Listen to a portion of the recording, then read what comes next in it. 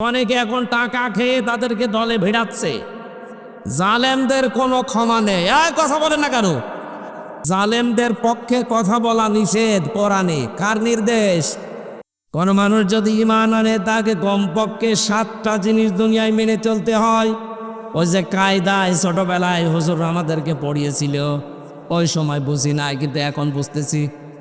ওই সময় এক বাক্যে আমাদেরকে ছোটবেলায় কায়দা পড়তে গেলেই পড়িয়েছে, আমানতু বিল্লাহি কামা হুয়া বিআসমাইহি ওয়া সিফাতিহি ওয়া ক্বাবিলতু জামিয়া আহকামিহি ওয়া আরকানিহি। এ কথা পড়েননি? কি বলেছিলেন আপনি? আমানতু বিল্লাহ, আমি বিশ্বাস করি, ঈমান আনি এমন আল্লাহর উপরে, কামা হুয়া, যার অস্তিত্ব আছে। পৃথিবীর অন্যান্য ধর্ম যারা মেনে চলেন তাদের সাথে আমাদের ইসলামের এই কারণে মিল নেই, কারণ আমরা এমন আল্লাহকে বিশ্বাস করি যার অস্তিত্ব আছে। প্রশ্ন আসতে পারে, হিন্দুরা যে 12 মাসে 13 পূজা করে, ওদের 33 কোটি দেবতা, ওদেরও তো অস্তিত্ব আছে। হ্যাঁ আছে। আমাদের আল্লাহর যেমন অস্তিত্ব আছে, ওনাদের দেবতার অস্তিত্ব তো তাও দেখা যায়, আমাদের তো দেখা যায় না। মেনে নিলাম প্রথমটা নাই মিলেস, পরের গুলো মিলান তো মেলে কিনা? বিআসমাইহি, আমরা এমন আল্লাহর উপরে ঈমান এনেছি যার শুধু অস্তিত্ব না, তার নাম আছে। নাম নেই? বলেন না কা?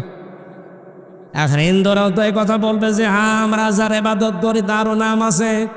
এই যে দুর্গা, সরস্বতী, ও বল নাম দেয়নি ওরা। আমাদের আল্লাহর নাম আছে 5,000, আমরা 99টা জানি বেশি। ঠিক আছে, আমাদের অস্তিত্ব নামের সাথে মিলেছে। 3 নম্বরটা মিলান, দেখবেন অনেক কিছু একটা একটা করে মিলবে না। বিআসমাইহি শুধু না, ওয়াসিফাতিহি, আমরা এমন আল্লাহকে বিশ্বাস করি যার গুণাগুণ আছে।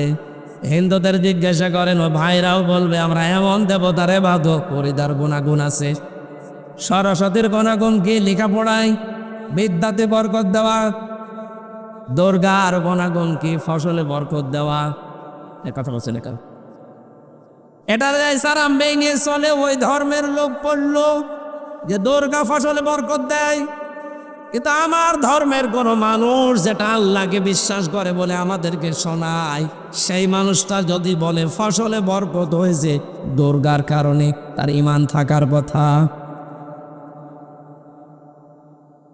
এতটুকু শেষ করেননি, তবে প্রথমে অস্তিত্বের সাথে মিলে গেছে, নামের সাথে মিল আছে, গুণাগুণও মিলছে।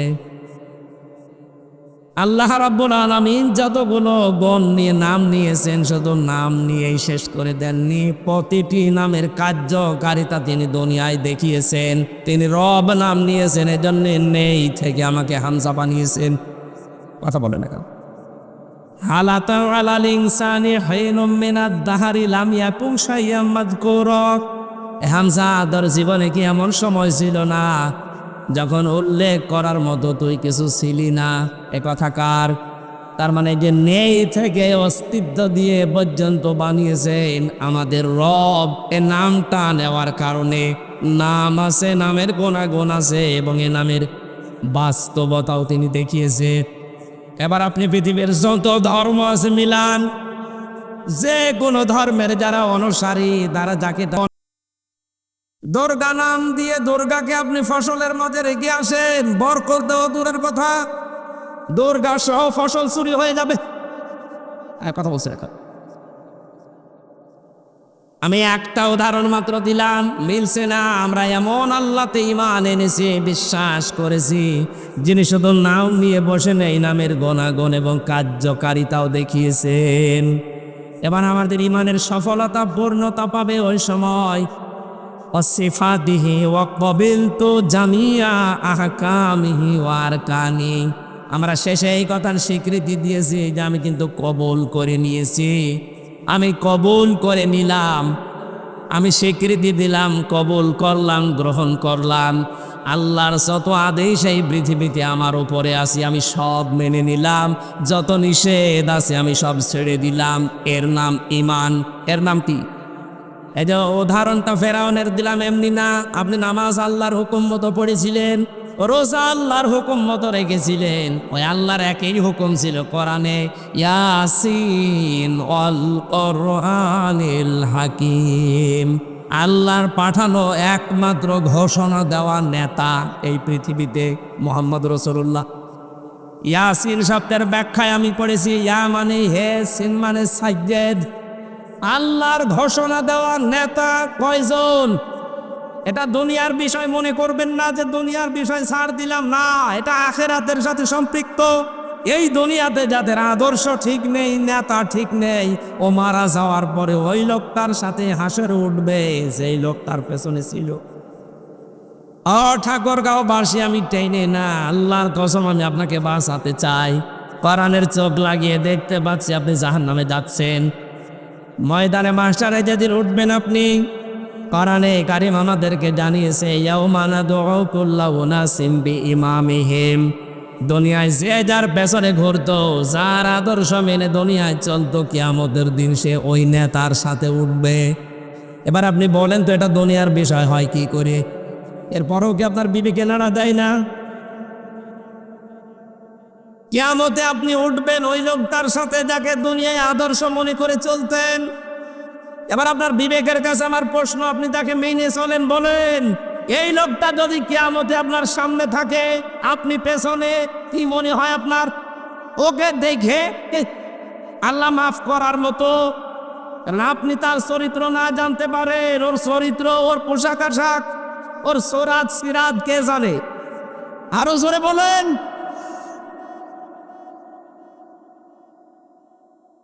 এখানে এমন মানুষকে নেতা মানা লাগবে যেই মানুষের চরিত্র মুহাম্মদ রাসূলুল্লাহর 63 বছরের সাথে মিলে যা ভাই। এটা যদি কেউ রাজনীতি দুনিয়ার কাজ মনে করে ছেড়ে চলে যান, আপনি মরেন। আপনি মরিয়ে দেখেন আপনার কি হয়। আল্লাহ আমাদেরকে যেন বোঝার মতো তৌফিক দেন, বলেন আমিন।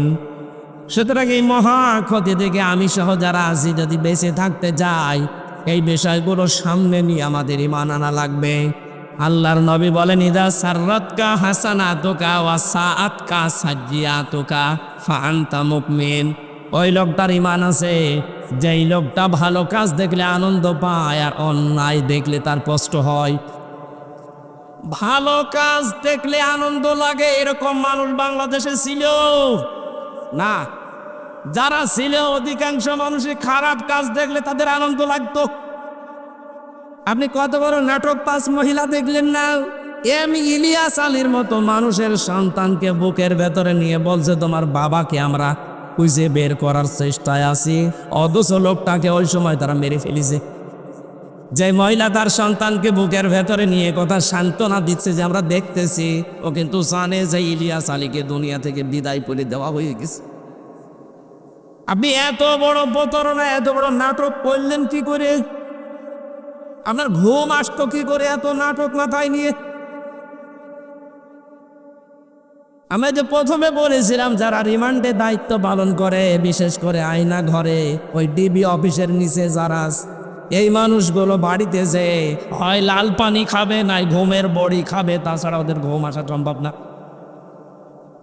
আমরা এই হাজি সাহেবাকেও দেখলাম, উনি বলতো আমি প্রতিদিন যায় নামাজ খুঁজি, কোরআন শরীফ পড়ি। কই এ ছেলেরা তো সে কোরআনও পায়নি, যায় নামাজও পায়নি, যা পেয়েছে ওটা বলার মতো না।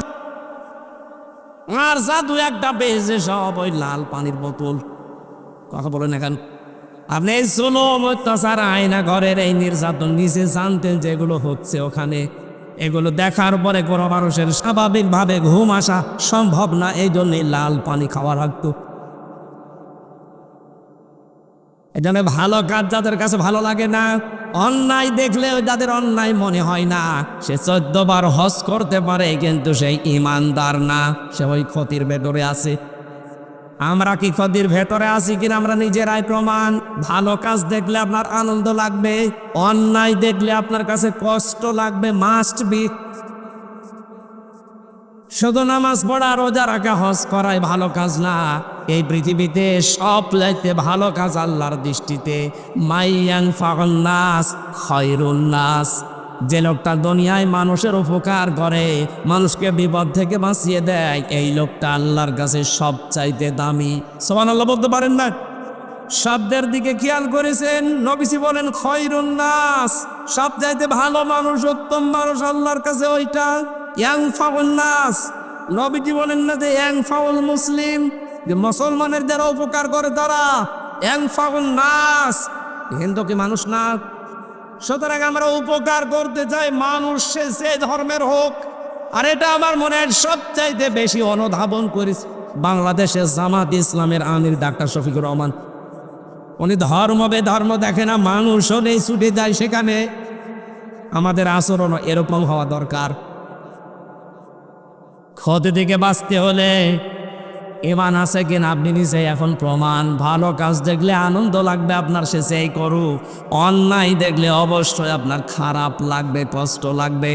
ও আমিলুস সলিহাত, যারা দুনিয়ায় ভালো কাজের আঞ্জাম দেয়। ভালো কাজ কি? আল্লাহর হুকুম আর রাসূলের তরিকা থাকা লাগবে, এর নাম ভালো কাজ। কথা বলছে? কোনো ভালো কাজ যদি কেউ আঞ্জাম দিতে চায় 4টা শর্ত মানা লাগে। 1 নম্বরে ওই ভালো কাজ জানার আগে আপনাকে ওই বিষয়ের জ্ঞান অর্জন করা লাগবে, আরবিতে এলেম বলা হয়। 2 নম্বর আপনার নিয়ত পাকা থাকা লাগবে, এটা লোক দেখানোর জন্য না, আল্লাহর জন্যে। কথা বলছে না কেন? আমি এই শব্দগুলো মিলিয়েছি ডাক্তার শফিকুর রহমানের সাথে, বারবার নাম বলছি এই কারণে, কারণ কিছু শিক্ষা পেয়েছি তার কাছ থেকে। আমি এক জায়গায় জেলে ছিলাম তার সাথে। উনি যখনই দেখবেন বক্তব্য দেয় আগেই বলে এই দেশে যা কিছু হচ্ছে এখন সব কিছুর কৃতিত্ব আল্লাহর জন্যে। এই শব্দটা বলে না? যে কথাই বলে না কেন আগে এইটা বলে নাই যে 5 আগস্টের পর থেকে মন খুলে কথা বলতে পারি, মন খুলে সমাবেশে যেতে পারি, মানুষের কাছে যেতে পারি। মানুষ যে আসতেছে আমাদের কাছে এর সব কৃতিত্ব ওই ছাত্রদের না, সব কৃতিত্ব কার? এটা নিয়ত থাকা লাগবে সবকিছু আল্লাহর জন্যে। 3 নম্বরে এই কাজ করতে গেলে বিপদ আপদ মুসিবত ঝামেলা আসবে, ধৈর্য ধারণ করা লাগবে। 4 নম্বরে ইখলাস থাকা লাগবে। এই 4টা কাজ যারা শর্ত পূরণ করে করবে ওদের জীবনে যা হবে সব ভালো কাজ। এমনকি যদি ওই স্ত্রীর সাথে হাসি মুখে কথা বলে সেইটাও ভালো কাজ। সুবহানাল্লাহ বলতে পারেন না? অথবা সবিল হাক্কি, হকের দাওয়াত দেওয়া লাগবে। এই পৃথিবীতে সবচাইতে বড় হক এই কোরআন। সুতরাং দাওয়াত দিতে হলে কি দিয়ে দেওয়া লাগবে? আজ যেই বন্ধুরা কোরআন বাদ দিয়ে দাওয়াত দিচ্ছেন, বিশ্ব নবী 1 থেকে 40 বছর পর্যন্ত তিনি কিন্তু ভালো কাজ করেননি তা না, করেছিলেন?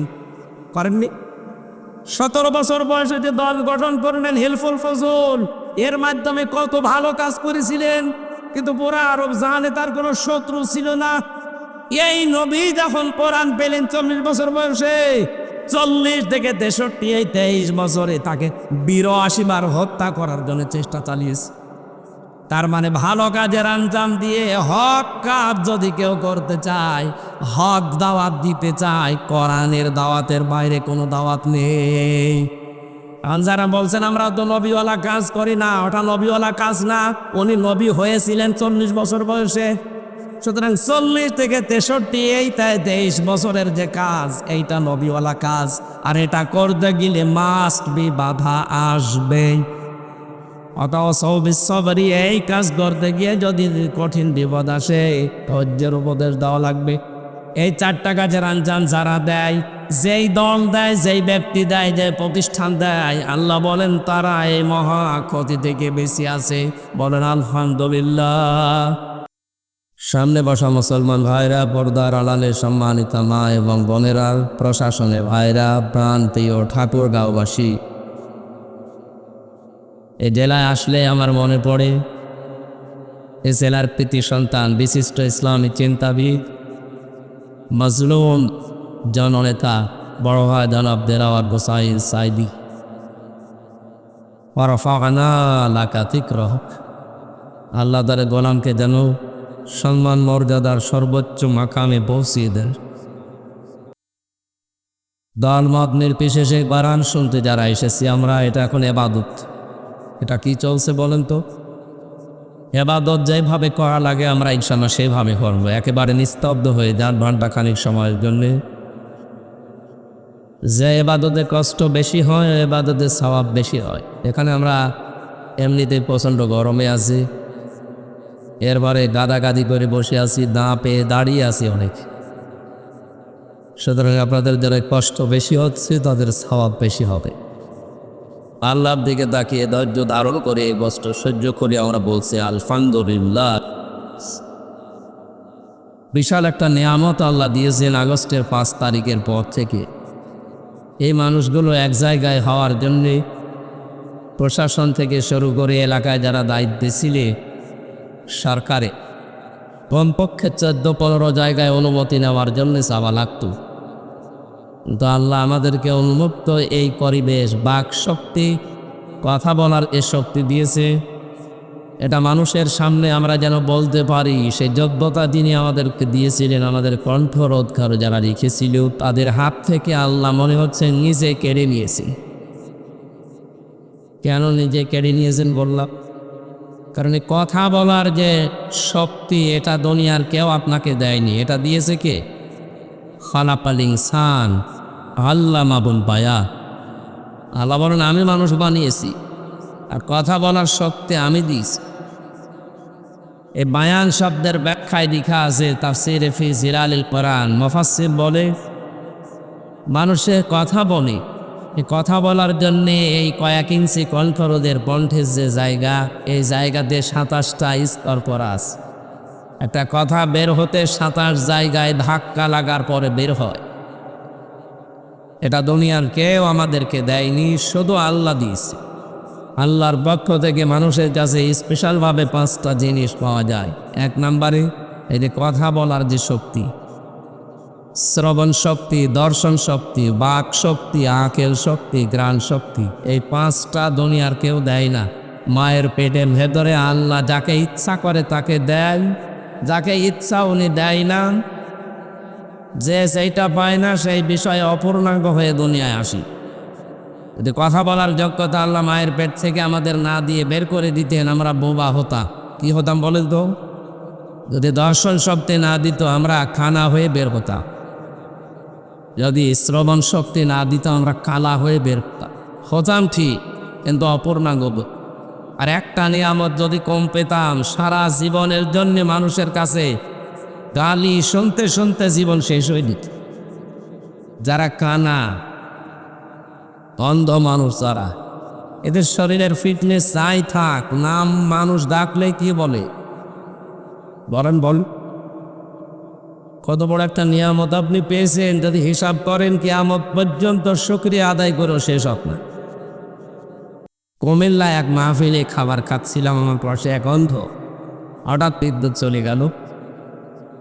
আমরা যারা সকলা মানুষ আছি আমরা তো চিল্লা পাল্লা করছে, ওই তাড়াতাড়ি বিদ্যুৎ কোথায় গেল, আপনারা জেনারেটর ঠিক করেন, মোমবাতি চালান, হারিকেন চালান। অন্ধ আমার বাম পাশে ছিল, আমার হাত চেপে ধরে বসে হুজুর মাত্র 2 মিনিট কারেন্ট চলে গেছে, আপনি চিল্লাচ্ছে। অথচ আমার জীবনে আজ 42 বছর কারেন্ট নেই। আমরা গতানুগতিক কথা বলবো না। ওরা কোরআনে কারিম থেকে চিন্তা ভাবনা করে এখানে যেভাবে কথা বলা দরকার আমরা চেষ্টা চালাবো। বাকি তৌফিক আল্লাহ কার। এটা অন্ধ আমাকে যে কথা বললেন যে আপনি আজ 2 মিনিটের জন্য চিল্লা পাল্লা করেন, আমি যে 42 বছর আমার জীবনে কোনো কারেন্ট নেই, আমি তো চিল্লালাম না। অন্ধ ওই দিন আমাকে বলেছিল আপনি চোখ গলা মানুষদেরকে বলে দেবে, যারা চোখে দেখে এরা তো ঘুমিয়ে থাকলেও স্বপ্নে দেখে, আর আমরা যারা অন্ধ ঘুমিয়ে থাকলেও দেখি না, স্বপ্নে আমরা কিছু দেখতে পাই, শুধু আওয়াজ শোনা। সুতরাং যে আল্লাহ আমাদের এই 5টা স্পেশাল জিনিস দিয়ে দুনিয়ায় পাঠালেন, অন্য কিচ্ছু যদি আমরা না পাই তাও আমরা আল্লাহর উপরে খুশি বলেন। কিন্তু এই নিয়ামতগুলো পাওয়ার পরে যে মানুষ আল্লাহকে ভুলে যায়।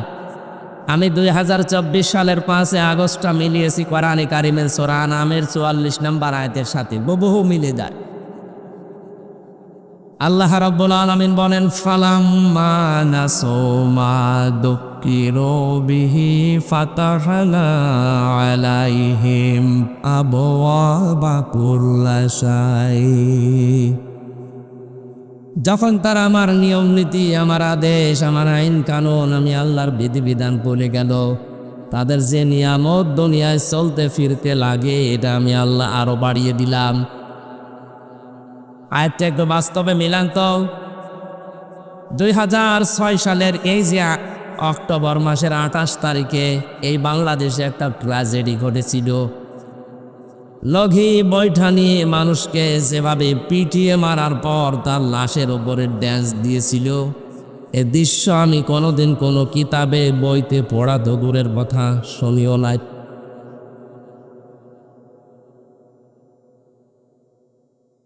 এরকম ভয়ঙ্কর দৃশ্য দুনিয়ায় তৈরি করার পরে চিন্তা করলাম না এইরকম জালেমদেরকে আল্লাহ কোনোদিন এ দেশের মালিক বানাবেন না।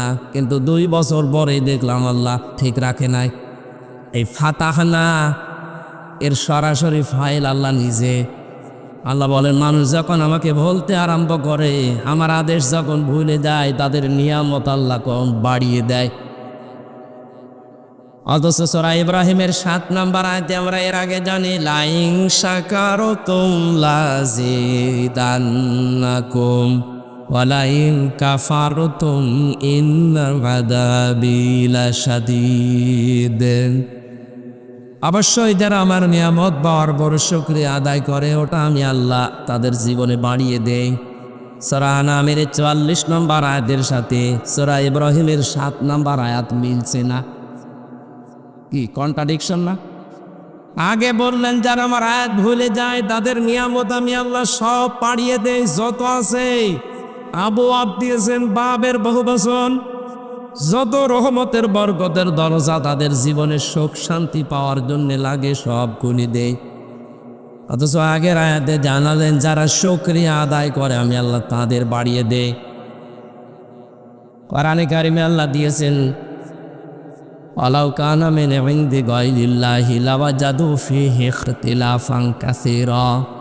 কোরআনে এমন কোনো বক্তব্য আমি দেইনি যে একটার সাথে আর একটা মেলে না, এরকম কথা কোরআনে আছে? নেই। এখন দেখলাম দুইটার সাথে মিলছে না, বাস্তবতা কি তাহলে? সূরা আনামের 44 নম্বর আয়াত আল্লাহ দিয়েছেন ওই মানুষগুলোর জন্যে আল্লাহর নিয়ামত পাওয়ার পরে যারা সত্যি ভুলে গেছে, তাদের নিয়ামত আল্লাহ বৃদ্ধি করে দেয় কেন? হাত্তা ইদা ফারিহু বিমা উতু, তাদের এই দানকৃত নিয়ামত পাওয়ার পরে তারা যখন আনন্দে মেতে থাকে, আমি আল্লাহকে তোয়াক্কা করে না। আফাদনাহুম বাগতাতান, হঠাৎ করে তখন আমি আল্লাহ তাদেরকে ধরি। এর আগে 2006 সালের 28শে অক্টোবরটা মিলান। এই যে দৃশ্যের কথা বললাম, এই দৃশ্য আমার দৃষ্টিতে আমার যা লেখাপড়া আছে যত পড়েছি, আমি কোনোদিন এরকম মানুষ হত্যা করার পরে লাশের উপর ড্যান পড়িনি, শুনিওনি। কিন্তু ওটা দেখলাম, দেখার পরে আমার মনের ধারণা ছিল যে না, আল্লাহ এরকম জালেমদেরকে, এরকম পৈশাচিক নির্যাতন যারা করে তাদেরকে কোনোদিন সিয়ারে দেশে আনবে না। 2 বছর পরে তো দেখলাম না নিয়ে এসিস। মনে করলাম যাই হোক 13 সালে মনে হয় আর থাকবে না, আবার দেখলাম না টিকে গেল, সেভাবেই হোক। 18 সালে মনে মনে করেছিলাম যে না, এটা আর টিকা সম্ভব না, দেখলাম না টিকে গেল। 24 সাল পর্যন্ত অপেক্ষা করে দেখেছি, আল্লাহ পাক 2024-এর আগস্টের 5 তারিখে আখজনাহুম বাগতাতান, আকস্মিকভাবে তাদেরকে এমনভাবে ধরলেন, ফাইদাহুম মুবলিসুন, তারা দিশেহারা হয়ে পড়েছে। সিরাজগঞ্জ জেলা থেকে একবার যাচ্ছিলাম কুষ্টিয়ায়, বাসের পেছনে বসে আছি, ড্রাইভারের একটা কুকুর মরে পড়ে আছে রাস্তার মাঝে। ড্রাইভার সাহেব ওপর দিয়ে না দিয়ে বাম দিয়ে চালিয়ে দিল। গাড়িতে একটু ঝাঁকি দিয়ে উঠেছে। আমি ড্রাইভারকে বললাম, ভাই আপনি এরকম করলে? ড্রাইভার আমার বলছে, হুজুর আপনি দেখেন না একটা মরা কুকুর পড়ে আছে, আমি ডবল করে আবার ওর পরে চালিয়ে দেব, আমার বিবেক নেই। আমি বললাম তো মরা কুকুর, ও মরলে কি আর না মরলে কি? ড্রাইভার আমার দিকে ঘুরে বলছে, হুজুর আপনি কি আসলে হুজুর?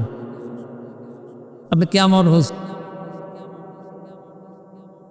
ও জাতিতে হিন্দুসি, রমেশ কোষ, ও তো আর আমার চেনে না।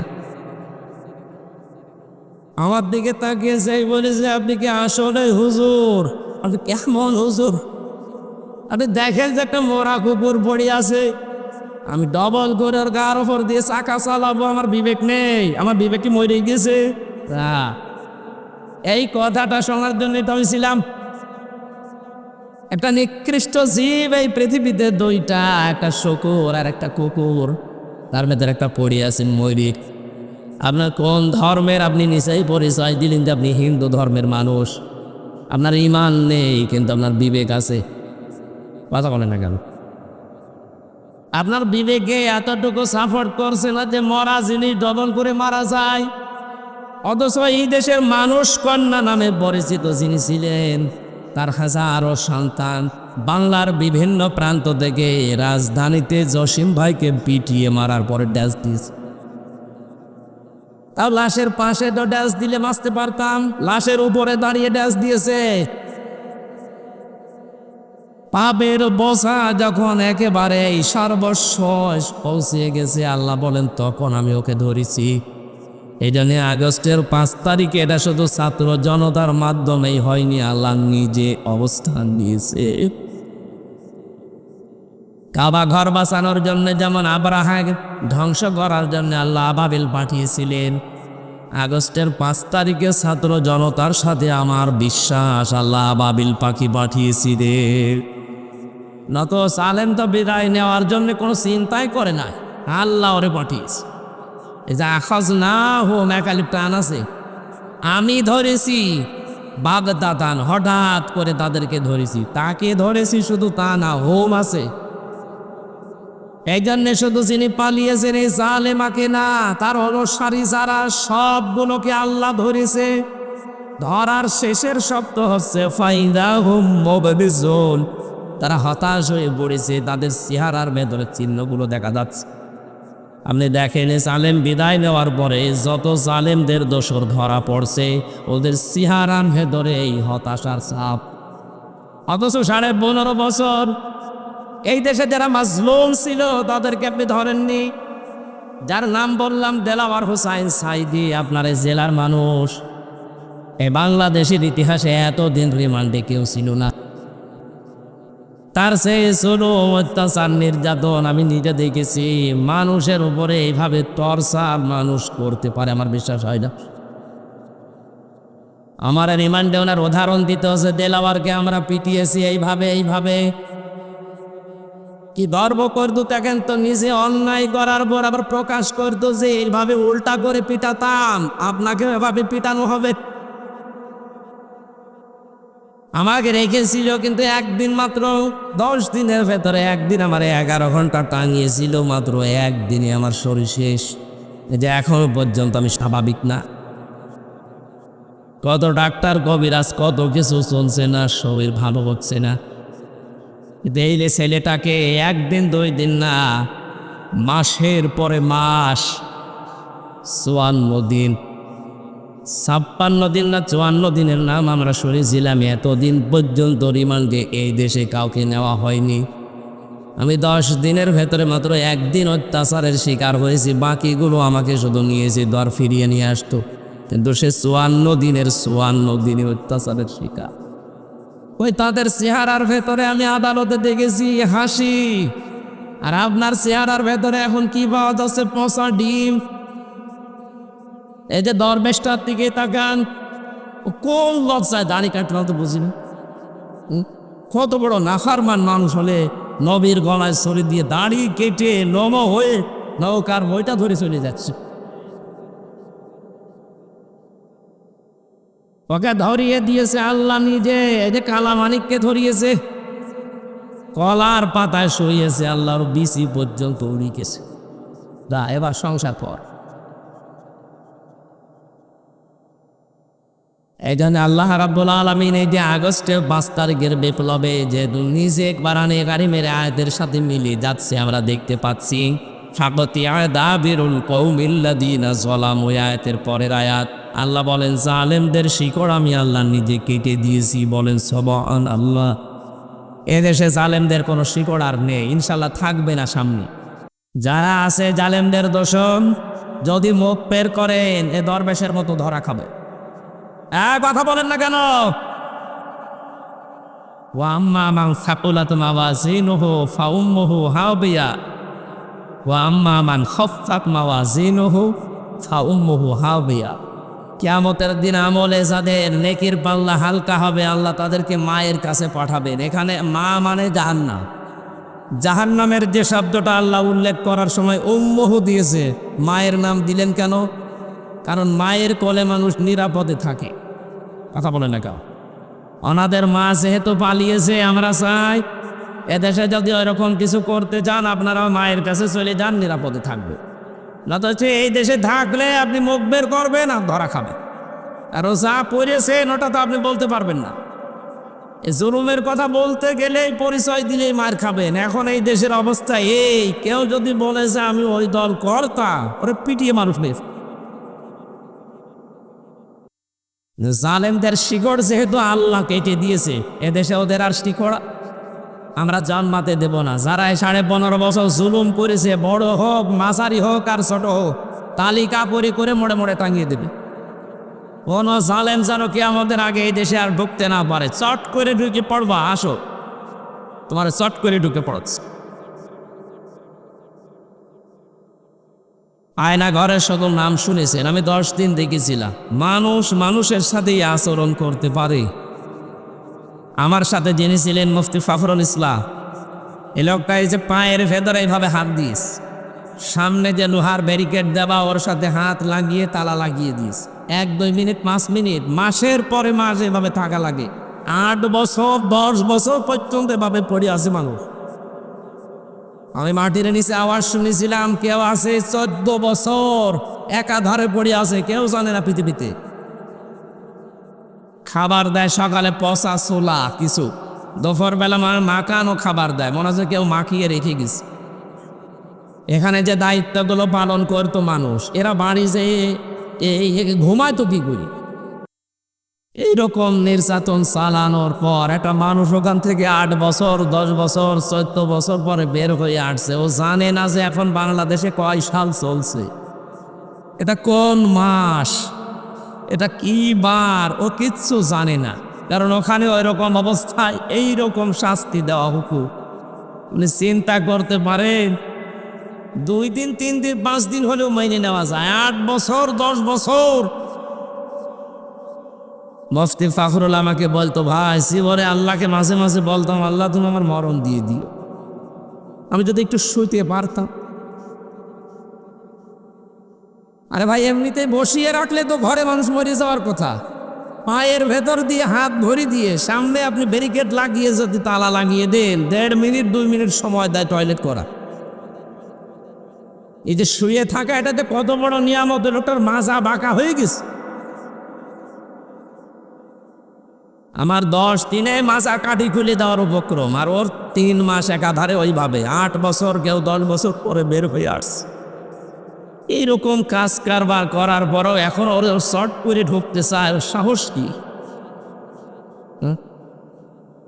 আর ওরে যারা জালেমে, এই জালেমদেরকে যারা যে মানুষগুলো এখনো সমর্থন করে, এখনো পর্যন্ত ওদের সাফাই গায় যে আপা আপনি ঘাবড়াবেন না।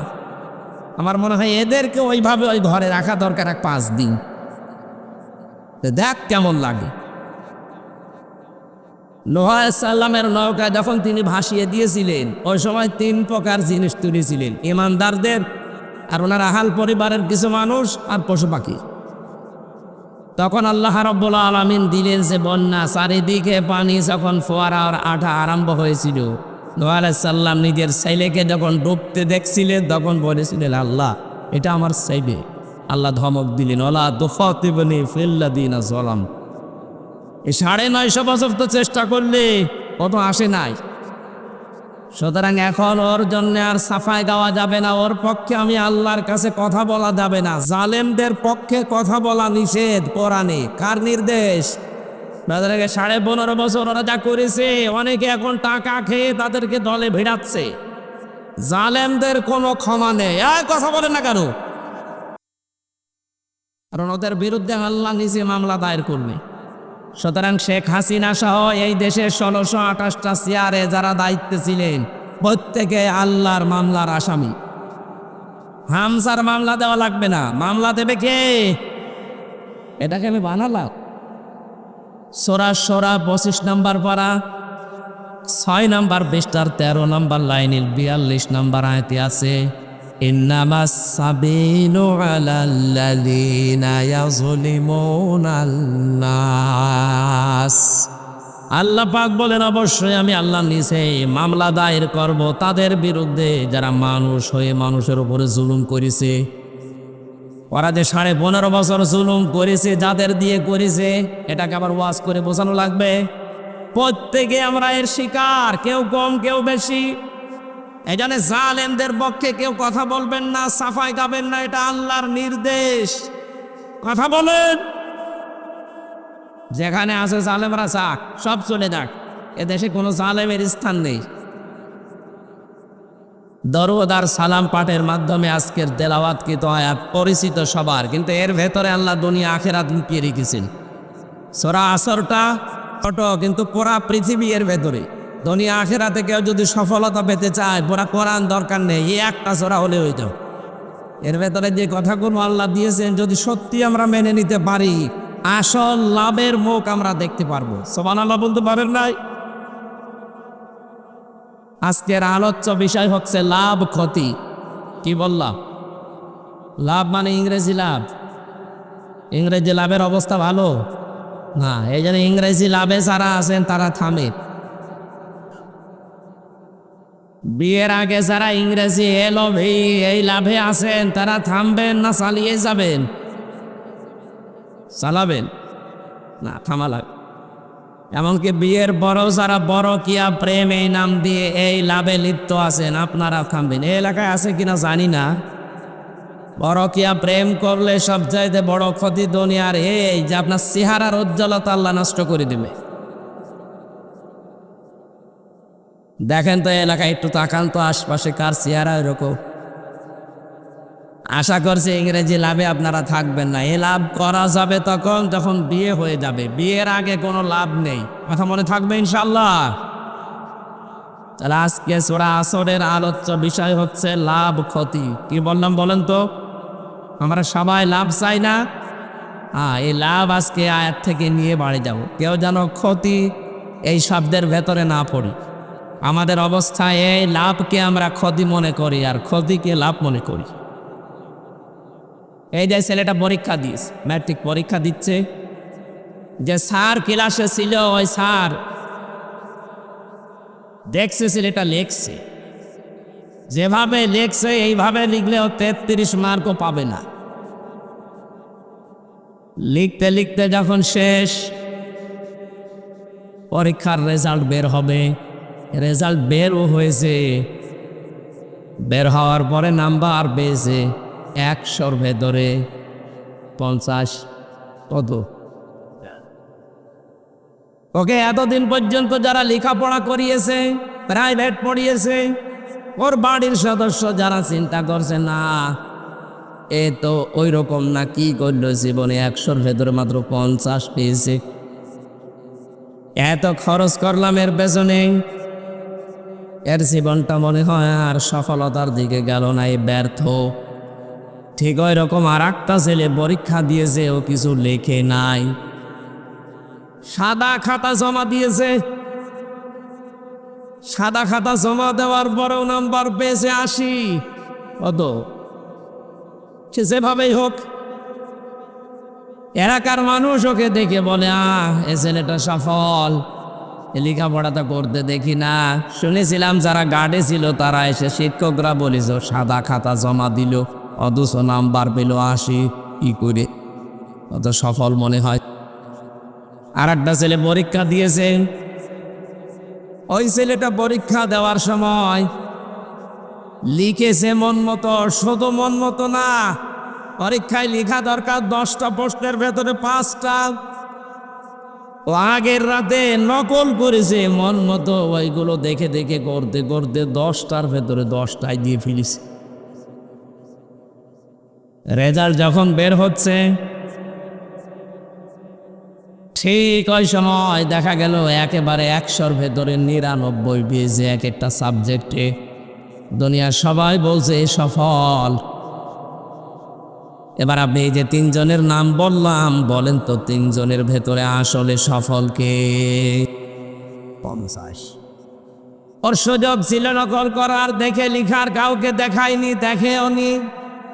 যতটুকু যোগ্যতা আছে লিখে দিয়েছে, এই জন্য 100-র ভেতরে মাত্র 50 পেয়েছে। দুনিয়ার মানুষের তুলনায় চর্ম চোখে দেখতে যদিও ক্ষতি মনে হচ্ছে, ব্যর্থ মনে হচ্ছে, এইটাই আসলে কিন্তু লাভবান। আর যেটা সাদা খাতা জমা দিয়ে যাওয়ার সময় হেড স্যারকে বলেছিল, স্যার খাতা জমা দিলাম, তাতে কি? আমার এই মাজার দিকে তাকান। স্যার তাকিয়ে দেখে এখানে একটা নল। কি? স্যার বলছে তুই বাড়ি চলে যা, তুই এমনি পাস, এই জন্যই তো 80 পেয়েছে।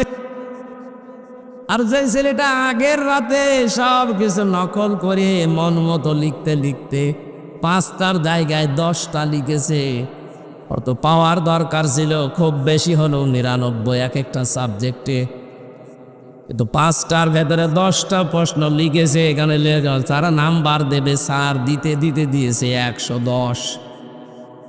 যারাগণ জিজ্ঞাসা করছে, স্যার ও ছেলে যত ভালো ছাত্র হোক, ও 100-র ভেতরে নাই 100 পেতে পারে, ও 110 পাই কি করি? স্যার বলছে ও ছেলে পায়, আমি করব কি? আমার মনে হয় 15.5 বছরে এই উদাহরণের সাথে বাস্তব অনেক মিল আছে। অনেকে শুধু মাজার দিকে তাকাতে বলেছিল, আর অনেকে একেবারে সুযোগ পেয়ে দিনের ভোট রাতে করে নিয়েছিল। তারা মনে করতো আমরা সফল। আপনি কি সফল? আপনি যত ভালো ছাত্র হন না কেন, যত ভালো পড়ে লেখেন, 100-র ভেতরে 99-র উপরে পাওয়া সম্ভব না। এক কথা বলে দেখেন, আপনি যদি 110 পান তো কি করেছেন আপনি? তাম দুনিয়ার সব মানুষ যদি এসে বলে যে না ইনি সফল, আল্লাহর কসম আমরা যারা বিবেক আছে আমরা বলবো উনি ব্যর্থ।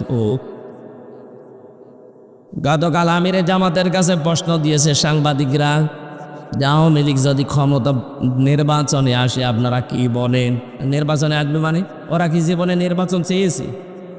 নির্বাচন যদি চাইতো এই 15 বছরের ভেতরে অবশ্যই নির্বাচন দিত। একবার তো এমনিতে 154 জন, আর একবার রাতের ভোট। দিনের ভোট রাতে হয়নি? যারা নির্বাচন চায় না তাদেরকে যদি আপনি জোর করে নিয়ে আসতে চান নির্বাচনে, তাহলে তাদের উপরে জুলুম হবে। এটাও একটা বৈষম্য। এক কথা বলে না, এই জন্য যারা চায় না সেটা তাদেরকে দিয়ে জোর করে করানোর দরকার নেই, ওদের বাদ দেন। ওরা তো চাইনি, চাইলে 15 বছরে চাইতো না। এই জন্য লাভ ক্ষতি আসন কোনটা, আমরা আজকে লাভ ক্ষতি দেখে তারপর ইনশাল্লাহ বাড়ি যাবো। সূরা আসরে আল্লাহ প্রথমেই কসম দিয়েছেন সময়ে। কিসের কসম দিয়েছেন? আমি এই শব্দটা নিয়ে চিন্তা ভাবনা করলাম, সময়ের কসম আল্লাহ কেন দিলেন? তাকিয়ে দেখলাম তামাম দুনিয়ার সব কিছুর তুলনায় মানুষের জীবনের দামি সময়। সময় আছে বলে হামজা এখানে বসে আছে। আমার জীবনে যদি হায়াত নামক এই সময় নামক বিষয়টা না থাকে, এখানে না আমার এখনই মাটির নিচে টাকা লাগবে। সুতরাং এই সময় নামক এই হায়াত নামক যে নিয়ামত, এই সম্পদ, এটা যেহেতু আসল সম্পদ, এটা আমাদের সবার এখন আছে না নেই? যাদের নেই তারা কোথায়? কবরে। বলেন বলেন কোথায়? যেহেতু এটা দিয়েছে আমার দলের লোক, আমার নেতা, পীর সাহেব, বক্তা, কে দিয়েছে বলেন তো? যিনি দিলেন এই নিয়ামত হায়াত নামক, তিনি জানিয়েছেন এই হায়াত যদি আমি আল্লাহর জন্য ব্যবহার করতে পারো, আমার বানানো যে জান্নাত আছে ওইটা তোমারে দিয়ে দেব। প্রশ্ন আসতে পারে, আমি 50,000 টাকা দিয়ে ব্যবসা আরম্ভ করেছিলাম, 1 বছর ব্যবসা করার পরে দেখা গেল আমার লস হয়নি, কিন্তু 50,000 টাকা আমার আছে। 50,000 টাকা আমার পুঁজিটা ঠিকই আছে, কিন্তু আমি 50,000 টাকা দিয়ে ব্যবসা করে 1 বছর পরে দেখি লাভ দূরের কথা, ওই 50,000ও নেই। আল্লাহ পাক আমাকে দয়া করে যে হায়াত নামক একটা বিশাল জিন্দেগি দিয়ে দিলেন, এটা তো তার দেওয়া, জান্নাত তো তার। মাঝখান থেকে আমি ফিরি পেয়ে যাচ্ছি আল্লাহর বানানো জান্নাত। কত বড় নিয়ামত এটা! ধরে বলেন সুবহানাল্লাহ। অথচ এই নিয়ামতকে যারা আজ কাজে না লাগিয়ে দুনিয়ার এই ফেরেবে পড়ে উল্টা পাল্টা অবস্থায় দিন কাটিয়ে যাচ্ছেন, আন্দাজে ক্ষতিকে লাভ মনে করে জীবন চালাচ্ছেন, আপনি কি দোয়া আসলে এই ক্ষতির ভেতরে থাকবেন? ইন্নাল ইনসানা লাফি খুসর। আল্লাহ বলে ইন্নাল ইনসানা না দিয়া আল ইনসান লাফি খুসর দিতে পারতেন। ইন্না লাগিয়েছেন, গ্যারান্টি দিচ্ছেন হামজা না। কে? আল্লাহ বলেন অবশ্যই মানুষ ক্ষতির ভেতরে। এই শব্দটা শুনলে যাদের অন্তত বিবেক আছে ওদের বসন খাড়া হয়ে যাওয়ার কথা। তাম পৃথিবীতে যত মানুষ এখন 750 কোটির উপরে, আল্লাহর ভাষায় সবাই ক্ষতির ভেতরে। এটা শোনার পরে আমরা যারা আছি আমাদের ভেতরে কাপ ধরা দরকার যে আল্লাহ বলছেন আমরা ক্ষতির ভেতরে। এখন ক্ষতি থেকে বাঁচার জন্য আল্লাহ 4টা ফর্মুলা দিয়েছেন।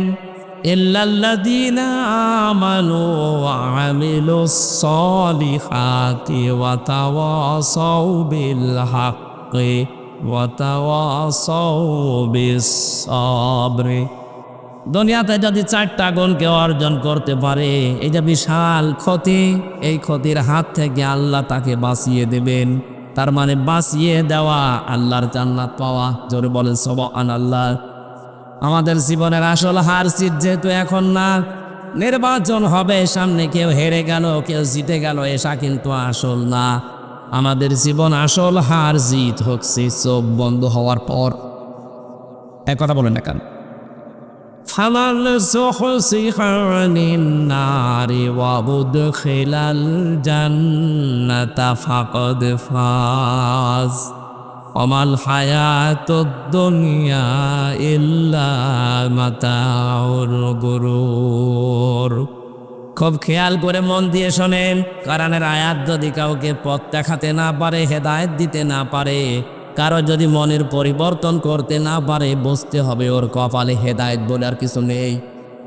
এদের খুব স্থিরভাবে নিজের মনে করে শোনেন। আল্লাহ বলেন যে মানুষকে আমি আল্লাহ জাহান্নামের কাজগুলো থেকে আস্তে আস্তে দূরে সরাতে সরাতে জান্নাতের কাজের দিকে আস্তে আস্তে এগিয়ে দেই, এই লোক তার জীবন সফল। আপনি একটু নিজের দিকে তাকিয়ে ভাবেন তো, জাহান্নামের কাজগুলো থেকে আস্তে আস্তে সরিয়ে এসে জান্নাতের কাজের দিকে আপনি যেতে পারছেন কিনা? আগে রাসূলের আদর্শ মানতেন না, এখন আপনি আরম্ভ করেছেন। নবীজি বলেন আল কাজ্জিসু মান দানা নাফসাহু ওয়া আমিলা লিমা বাদাল মাউতে। ওই লোকটাই তো সব চাইতে বড় বুদ্ধিমান, যে লোকটা আখিরাতের জন্য কাজ করে। ওয়ালা আজিসু মান আতবা নাফসাহু হাওয়াহা ওয়া তামান্না আলাল্লাহ। ওই লোকটা বড় নির্বোধ, যে লোকটা আখিরাতের কোনো সঞ্চয় করে না, তৈরি করে না পুঁজি, আন্দাজে ভরসা করে বসে আছে আমি নবীর উম্মত, মাপ পেয়ে যাব। এরকম মানুষ দেশে নেই। আমরা ওই তালিকায় থাকতে চাই না। এই দুনিয়ার হায়াত নামক এই যে পুঁজি, এই যে বিশাল সম্পদ আমার হাতে আছে, এটা আমি আজ কাজে লাগাবো যতদিন চোখটা বন্ধ না হয়। এমন এমন কাজে আঞ্জাম দিয়ে যাব যেন মরণের পরে জান্নাত আমাদেরকে ডাকতে থাকে। বলেন আমিন। কিয়ামতের ময়দানে জান্নাত হযরতে আবু বকর সিদ্দিককে ডাকতে থাকবে। কেন? এই পৃথিবীতে কোরআনে কারীমকে এক জায়গায় করার জন্য তিনি উদ্যোগ নিয়েছিলেন। বাংলার মুসলমানেরা সারা জীবনে হাদিসটা আমিও শুনেছি, এখান থেকে যেটা নেওয়া দরকার এটা আমরা নিতে পারিনি। হযরতে আবু বকর আমাদের মতো একজন মানুষ, রক্ত মাংসে গড়া, অথচ জান্নাত তাকে ডাকতে থাকবে। তার ব্যাপারে কথা কেন? তিনি কোরআন কেন এক জায়গায় করেছিলেন? কিয়ামত পর্যন্ত সদ মানুষ এই পৃথিবীতে কোরআনে কারীম পড়বে, কোরআন বুঝবে, কোরআন প্রতিষ্ঠার জন্য চেষ্টা চালাবে, তার একটা করে সওয়াব আবু বকরের আমলনামায় যেতেই থাকবে। আমাদের এই ছোট্ট জীবনে এরকম একটা কিছু করা দরকার। আমি হয়তো 50 বছর পরে দুনিয়া থেকে বিদায় নেব, কিন্তু কিয়ামত পর্যন্ত আমার আমলনামায় যেন সওয়াব আবু বকরের মতো সেটাই থাকে। এই অনুষ্ঠানটা যারা চালু করেছিলেন, এটা যদি টিকে থাকে কিয়ামত পর্যন্ত, 100 বছর পরে হয়তো এখানে যারা আছে আমরা একজনও এখানে থাকবো না, সব মাটির নিচের বাসিন্দা। কথা বলেন না কেন? নতুন মানুষ এখানে এসে এই জায়গা চাষ করবে। তারা যদি বছরে বছরে কোরআনের এই অনুষ্ঠান করে, যত মানুষ শুনবে সেই কয়টা অক্ষর এখানে তেলাওয়াত হবে, যারা এখানে আনসাম দিয়েছিল তাদের কবরে কিয়ামত পর্যন্ত ফিলাক্সি লোড হয়ে যেতেই থাকবে। যেন আমরা আবু বকরের মতো কিছু কাজ করতে চাই তো ইয়ান। কোন মানুষ যদি পৃথিবীতে শুধু আল্লাহর হুকুম মানে, কিন্তু তার প্রেরিত পুরুষ রাসূলুল্লাহ, এই পৃথিবীতে যত রাসূল আল্লাহ পাঠিয়েছিলেন, আল্লাহর রাসূলদেরকে না মানে, নবীদেরকে না মানে, আল্লাহকে মেনে যদি বিদায় নিতে চায়, ওর মরণ হবে ফেরাউনের মতো। আমি তাফসিরে সূরা ইউনূসের 90 নম্বর আয়াতে পড়েছি, ফেরাউন যখন ডুবে যাচ্ছিল, একটু খেয়াল করে শুনবে, কারণ এটা বাংলাদেশের সাথে মিলে যাবে। ও যখন ডুবে যাচ্ছিল, হাত্তা ইযা আদরাকাহুল গরক আন্নাহু লা ইলাহা ইল্লাল্লাযী আমানাত বিহি বানু ইসরাঈল ওয়া আনা মিনাল মুসলিমিন। ও ডুবে যাওয়ার সময় একবার যখন নিচে চলে যায়, আবার উপরে ওঠে, আবার নিচে যায়। এই সময় একবার বলেই ফেলেছিল, আল্লাহ আমি ঈমান আনলাম, যার উপরে বনি ইসরাইলরা ঈমান এনেছে, আমি তো মুসলমান। এখানে সত্য একটা শিক্ষা আছে। ওই জামানার প্রেরিত পুরুষ যিনি ছিলেন হযরতে মুসা আলাইহিস সালাম, তিনি একদিকে নবী আর একদিকে রাসূল। কথা বুঝতেছে? তিনি একদিকে নবী ছিলেন আর একদিকে রাসূল ছিলেন, কারণ বড় কিতাবের ভেতরে তিনি একটা পেয়েছিলেন, তাওরাত। ও ঠাকুরগাঁওবাসী, এইটা আজকের আলোচনার মূল বিষয়, খুব ভালো করে শোনেন। এ লোকটা কিন্তু আল্লাহর ওয়াহাদার একাত্মবাদের স্বীকৃতি দিল এই পানিতে ডুবে যাওয়ার সময়, যে আন্নাহু লা ইলাহা ইল্লাল্লাযী। ও যদি এরপরে মৌসা কালিমুল্লাহ শব্দটা বলতো, আল্লাহ পরে মাফ করে দিত। কিন্তু ওর চিরন্তন দ্বন্দ্ব ছিল সারা জীবনে হযরতে মুসা নবীর সাথে। এজন্য সেই মুসা আল্লাহর পক্ষ থেকে এসে আল্লাহর একাত্মবাদের ঘোষণা দিয়েছে, ওই ঘোষণাকেও মরণের সময় মানতে চায়, আল্লাহর কথাও মানতে চায়, কিন্তু আল্লাহর পাঠানো প্রেরিত পুরুষ রাসূলুল্লাহ ও মানতে চায়নি। এজন্য কথার ভাষা দেখেছেন, আন্নাহু লা ইলাহা ইল্লাল্লাযী আমানাত বিহি বানু ইসরাঈল। আমি ঈমান আনলাম, আমি বিশ্বাস করলাম ওই আল্লাহকে, যে আল্লাহর উপরে বিশ্বাস করেছে বনি ইসরাইলরা। অথচ আল্লাহর পাঠানো নবী এবং রাসূলের স্বীকৃতিও দেয়নি।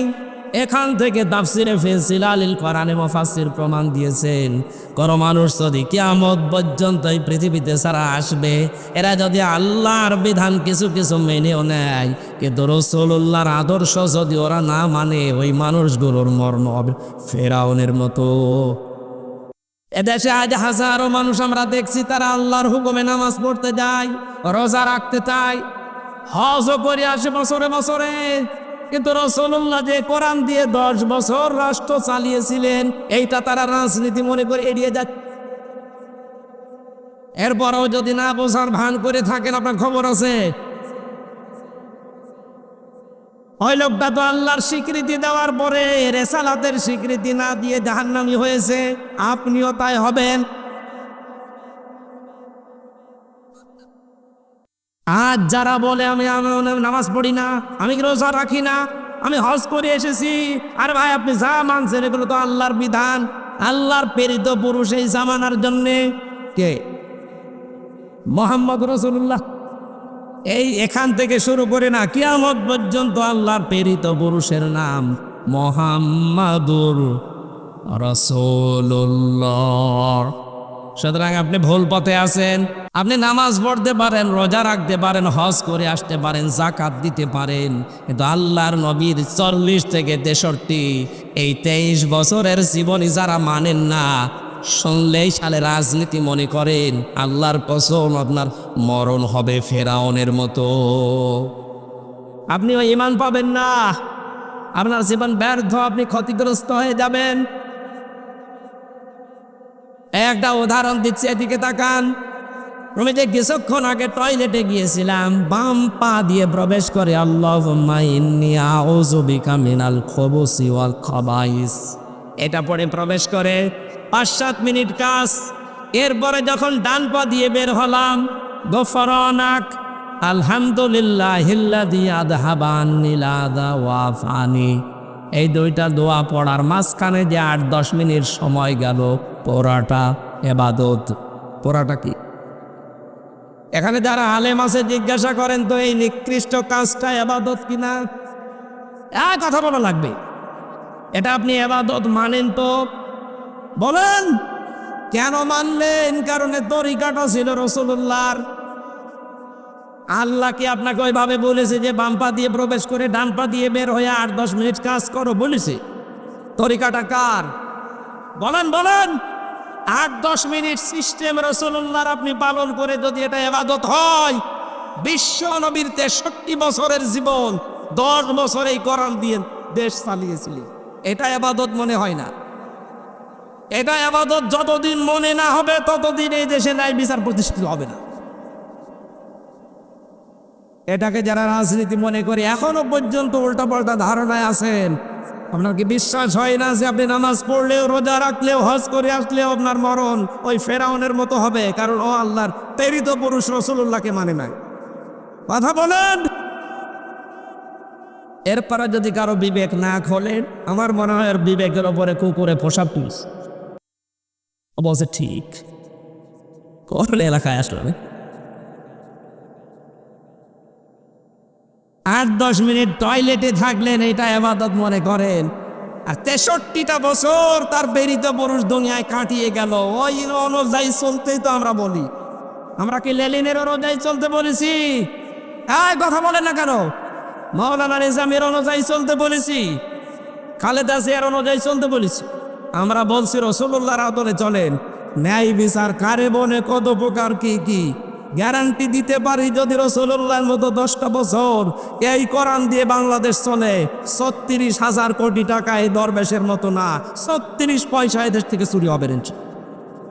আপনি একটু দিয়ে দেখেন না কেন এরকম মানুষদেরকে দেওয়া, তো এরকম মানুষদেরকে যারা সারা জীবন জুলুম করে আল্লাহর আসামি হয়ে বসে আছে, যারা নিজের নফসের ওপরে, পরিবারের ওপরে, সমাজের ওপরে, রাষ্ট্রের ওপরে, জনগণের ওপরে জুলুম করেছে, ওরা সরাসরি আল্লাহর মামলার আসামি। আর যারা আল্লাহর মামলার আসামি নিজেরা, তাদের দিয়ে কল্যাণ সম্ভব? যারা আল্লাহর বন্ধু, যারা ঈমান অনুযায়ী কাজ করবে, এই যে এই মহা ক্ষতি থেকে বাঁচার জন্য প্রথম লাগবে এই জন্য ঈমান। প্রশ্ন আসতে পারে আমার কি ঈমান নেই? না, ঈমান আছে। কথা বললে আপনার ঈমান থাকবে তা না। অমিনান নাসি মান ইয়াকুলু আমান্না বিল্লাহি ওয়া বিল ইয়াউমিল আখির ওয়া মা হুম বিমুমিনিন। মানুষের ভেতরে অনেক মানুষ এমন আছে তারা বলে আল্লাহ তো মানে বিশ্বাস করি, কিয়ামত হবে এইটাও বিশ্বাস করি। আল্লাহ বলেন এরা কিন্তু ঈমানদার না। যতদিন পর্যন্ত এই দুইটা শব্দ তার বাস্তব জীবনে প্র্যাকটিক্যাল লাইফে দেখা না যাবে ততদিন ওই লোকটা ঈমানদার না। হযরত ওমর আল্লাহকে বিশ্বাস করে আমাদের মতোই কথা বলেছিলেন, কিয়ামতে জবাব দেওয়া লাগবে কথা তিনি আমাদের মতোই বলেছিলেন, কিন্তু তার প্র্যাকটিক্যাল লাইফটা তাকান, এই বিশ্বাসটা তিনি কোথায় নিয়ে গেছেন। তার জীবনের ভেতরে দেখেছি তিনি সন্তান ভর্তি করেছিলেন মাদ্রাসায় হযরতে আব্দুল্লাহ বিন ওমরকে। ওই প্রতিষ্ঠানে পড়তো ওই দেশের প্রধান বিচারপতি হযরতে আলীর সন্তান হোসাইন। বারবার টেবিলের উপর থেকে কলম ফেলে দিচ্ছে আর বলে হযরত ওমরের ছেলে আব্দুল্লাহকে বলে তুলে দাও। 3 বার ফেলে দিলেন, 3 বারই তুলে দিলেন। উনি তো প্রেসিডেন্টের ছেলে, একটু রেগে গেছেন যে বারবার কলম ফেলো আর আমারে তুলতে বলো, আমি কি তোমার চাকর নাকি? হযরতে হোসাইন বলেই ফেলেছেন যে তুমি শুধু চাকর না, তুমি তো চাকরের বাচ্চা চাকর। বাড়িতে গিয়ে বলছে আব্বা হোসাইন আমাকে গালি দিয়েছে, আমি আর মাদ্রাসায় যাব না। কেন, কি গালি? আমি নাকি চাকর, এমনকি তুমিও চাকর। তুমি যদি বিচার না করে অপমানের, ঠিক আছে এখন না জমার দিন করব। জমার দিন হাজারো সাহাবা একরাম এক জায়গায় মসজিদে নববীতে হযরত ওমর বয়ান করছিলেন, হঠাৎ আলোচনা থামিয়ে দিলেন, ডাক দিয়ে বললেন হোসাইন সামনে আসো। কাছে ডেকে বললেন তুমি আমার এই ছেলেকে গালি দিয়েছো, চাকরের বাচ্চা, খাদেমের বাচ্চা, খাদেম বলে রা দিয়েছি। কেন দিলে? এরকম অপমানজনক কথা বললে কেন? হযরতে হোসাইন বলে, খলিফা বুকে হাত দিয়ে বলেন তো আপনি কি আমার নানার খাদেম ছিলেন না? হযরত ওমরের কথা বন্ধ হয়ে গেছে, আমি তো এভাবে চিন্তা করি নাই। তুমি যা বললে এটা কি লিখে দিতে পারবে যে আমি রাসূলুল্লাহর খাদেম ছিলাম? ঠিক আছে, কাগজ কলম নিয়ে আসেন। খেজুরের পাতা নিয়ে আসতে বললেন এক সাহাবীকে, লিখে নিলেন, এ ওমর আমার নানার খাদেম ছিল, আমি দেখেছি, আমি সাক্ষ্য দিচ্ছি, সই করে দিলাম, এতে হোসাইন ইবনে আলী। কাগজটা হাতে নিলেন, চোমা খেলেন, ডাক দিয়ে বললেন, নবীর সাহাবীরা বিচার হয়ে গেছে। ছোট মানুষ আব্দুল্লাহ তো বসে না, বলে, আব্বা তুমি তো এখনো বিচার আরম্ভ করলে না, হোসাইনকে কিছু করবা না, ওকে মারধর করবা না? হযরতে ওমর চোখের পানি ফেলে বলে, সন্তান, যে বিচার করেছি দুনিয়া না, মরণের পরে কাজে লাগবে। আমি যখন মারা যাবে কাগজটা আমার কাফনের ভেতরে দিয়ে দিও। জীবনে যদি কিছুই কবুল না হয় আল্লাহর কাছে, অন্তত কাগজটা তুলে দেখাবো, রব্বুল আলামিন তোমার নবীর নাতি নিজে লিখে দিয়েছে যে আমি নবীর খাদেম ছিলাম, এই ওসিলাই হলেও আজকে কিয়ামতে আমার তুমি মাপ পেতা। তাদের ইমানের ধাঁচ দেখেছেন, কম বিশ্বাসে তারা চলতো।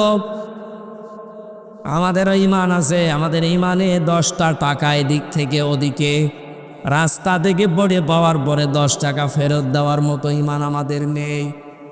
অথচ এই মানুষটাও তো রাষ্ট্রের দায়িত্ব ছিলেন, তাদের ইমান কোথায় পৌঁছিয়েছে তাকে কম চিন্তা ভাবনায়, কোন টেন্ডেন্সিতে নিয়ে গেছে, আর আমরা আছি কোন ইমানে। এখানে মহা ক্ষতি যেটা অপেক্ষা করছে তামাম দুনিয়ার মানুষের জন্যে, বাঁচতে হলে ইমান হযরত ওমরদের মতো আনা লাগবে। কোন মানুষ যদি ইমান আনে তাকে কমপক্ষে 7টা জিনিস দুনিয়ায় মেনে চলতে হয়। ওই যে কায়দায় ছোটবেলায় হুজুর আমাদেরকে পড়িয়েছিল, ওই সময় বুঝি নাই, কিন্তু এখন বুঝতেছি। ওই সময় এক বাক্যে আমাদেরকে ছোটবেলায় কায়দা পড়তে গেলেই পড়িয়েছে, আমানতু বিল্লাহি কামা হুয়া বিআসমাইহি ওয়া সিফাতিহি ওয়া ক্বাবিলতু জামিয়া আহকামিহি ওয়া আরকানিহি।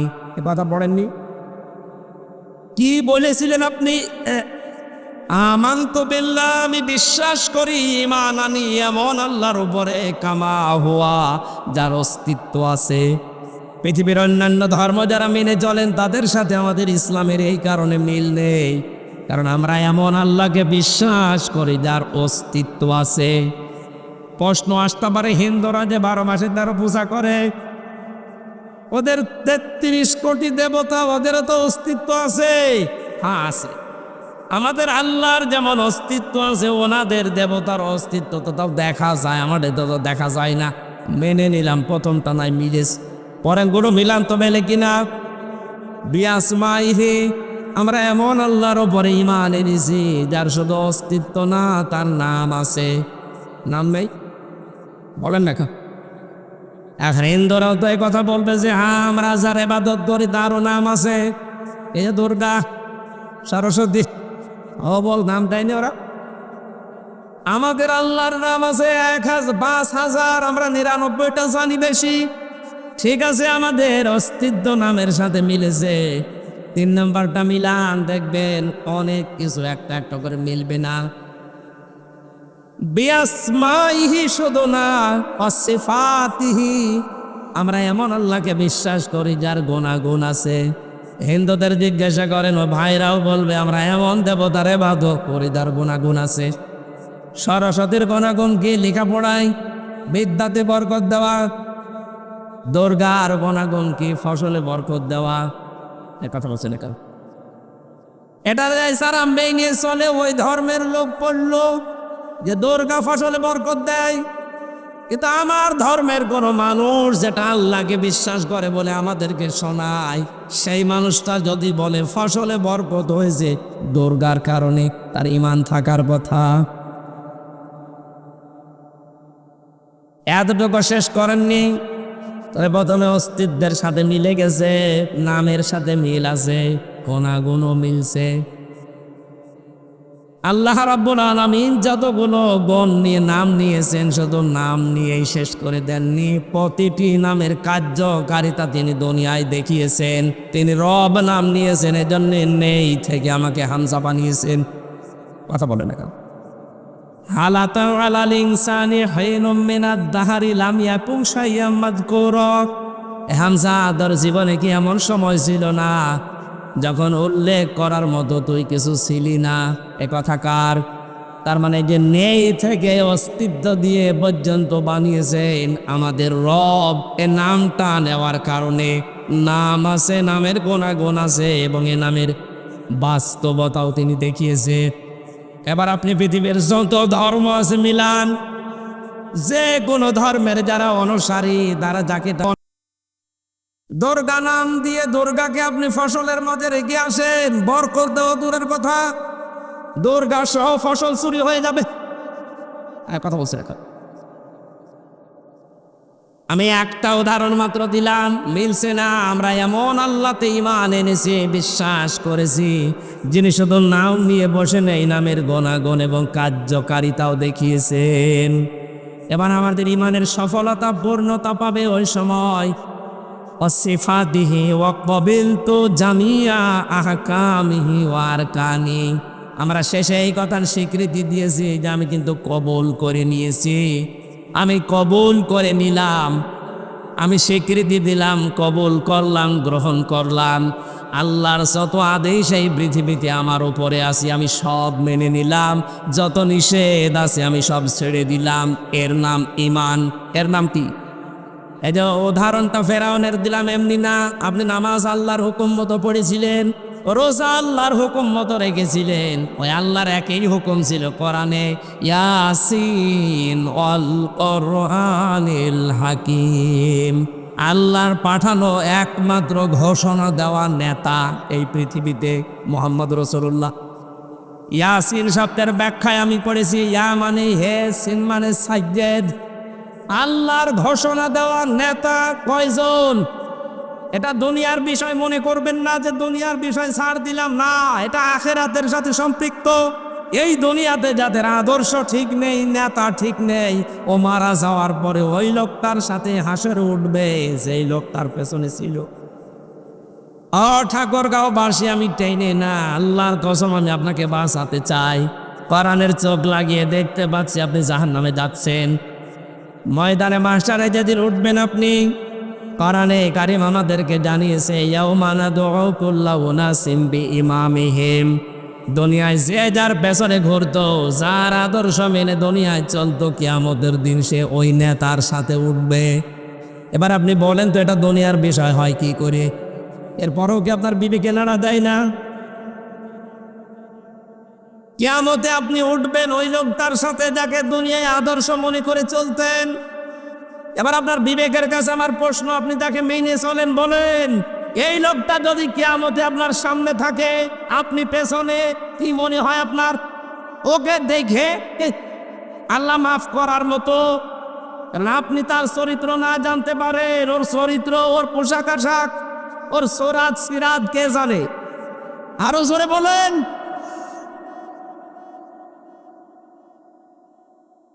এখানে এমন মানুষকে নেতা মানা লাগবে যেই মানুষের চরিত্র মুহাম্মদ রাসূলুল্লাহর 63 বছরের সাথে মিলে যা ভাই। এটা যদি কেউ রাজনীতি দুনিয়ার কাজ মনে করে ছেড়ে চলে যান, আপনি মরেন। আপনি মরিয়ে দেখেন আপনার কি হয়। আল্লাহ আমাদেরকে যেন বোঝার মতো তৌফিক দেন, বলেন আমিন। সুতরাং এই মহা ক্ষতি থেকে আমি সহ যারা আছি যদি বেঁচে থাকতে যাই, এই বিষয়গুলো সামনে নিয়ে আমাদের ঈমান আনা লাগবে। আল্লাহর নবী বলেন, ইদা সাররাতকা হাসানাতুকা ওয়া সাআতকা সাজ্জিয়াতুকা ফাআনতা মুমিন। ওই লোকটার ঈমান আছে যেই লোকটা ভালো কাজ দেখলে আনন্দ পায় আর অন্যায় দেখলে তার কষ্ট হয়। ভালো কাজ দেখলে আনন্দ লাগে এরকম মানুষ বাংলাদেশে ছিল না। যারা ছিল অধিকাংশ মানুষই খারাপ কাজ দেখলে তাদের আনন্দ লাগতো।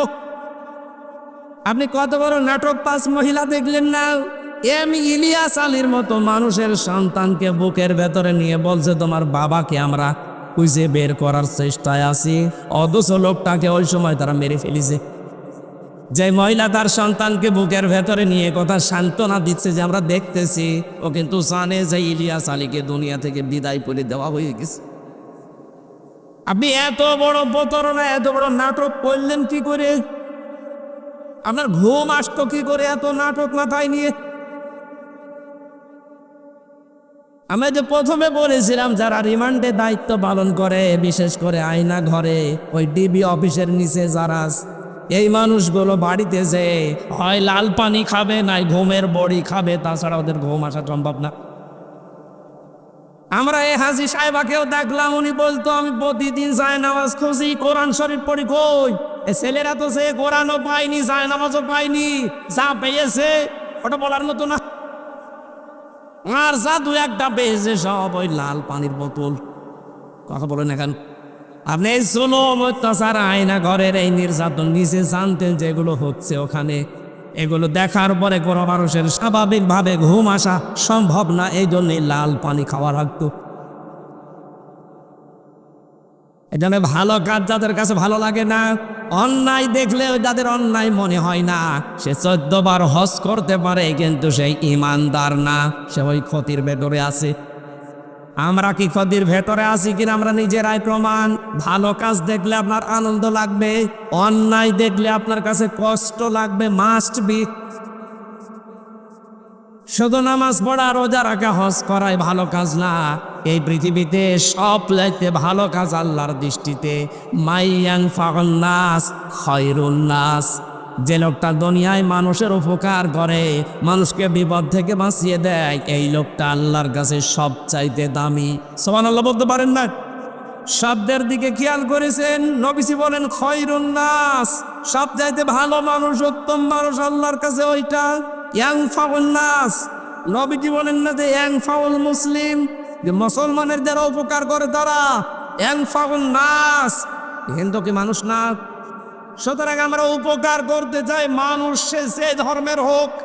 আর এটা আমার মনে হয় সবচাইতে বেশি অনুধাবন করেছে বাংলাদেশের জামাত ইসলামের আমির ডাক্তার শফিকুর রহমান। উনি ধর্ম বেধর্ম দেখে না, মানুষ হলেই ছুটে যায় সেখানে।